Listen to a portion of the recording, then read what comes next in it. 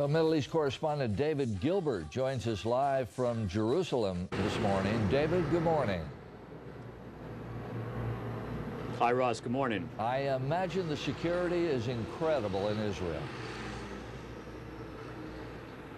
You know, I got to tell you, it reminded me a little bit of what it's like to be in Golden Gate Park on a Sunday when all the roads are closed and everybody's walking around on the streets. There were no cars anywhere in the neighborhood where I live. I live about 2 blocks down from the Prime Minister's house, about a block down from the President's house, and there was security like you wouldn't believe, from U.S. Marines to Israeli security forces and the like. But so far, so good. Everything seems to be going off with a hitch. President Bush, of course, meeting with Prime Minister Olmert as we speak, and holding a press conference as we speak, Ross. You know, it was about 6 weeks ago when the leaders of Israel and the PLO left the White House and promised to end the bloodshed and the violence between their peoples. Has violence been reduced? Well, look, I can tell you in the last couple of days, there have been a number of serious attacks against both U.S. and U.S. allies' interests. Just over the weekend, of course, there was an attempted attack against some American vessels in the Persian Gulf, some naval vessels. You've probably seen the videotape by now. That was a very serious potential attack by the Republican Guard of Iran.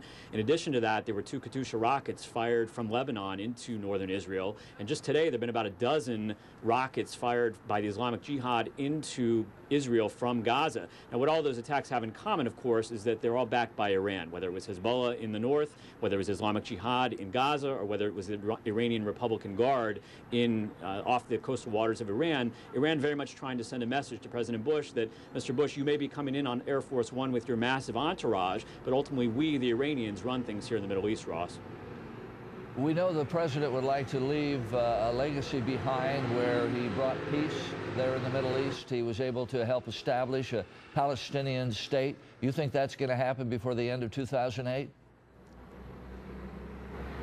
It is interesting, Ross, that nearly every president, at least in recent memory, President Bush the first, President Clinton, and now President Bush the second, have all tried to make some sort of a deal between the Israelis and the Arabs near the end of their term. It's not uncommon, of course, for a so-called lame duck president to try to do things in foreign affairs, because at the moment, domestically at least, the entire focus in America is on, of course, as you know, on New Hampshire, on Iowa, on the presidential election. The president is relatively irrelevant when it comes to domestic affairs, but he's incredibly relevant when it comes to foreign affairs. So I think that's very much why the president is here for about 8 days here in the Middle East, going to Saudi Arabia, going to Egypt, going to Israel, and of course talking to the PLO tomorrow.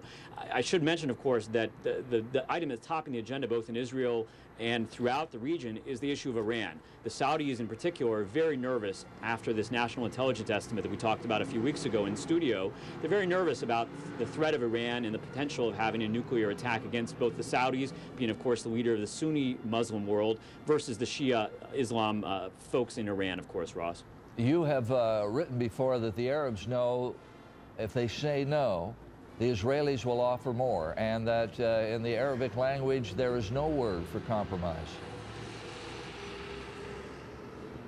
It's a very important point, Ross. I think ultimately, you know, we in the West have this idea that negotiations are a good thing. It's always better to talk than to fight.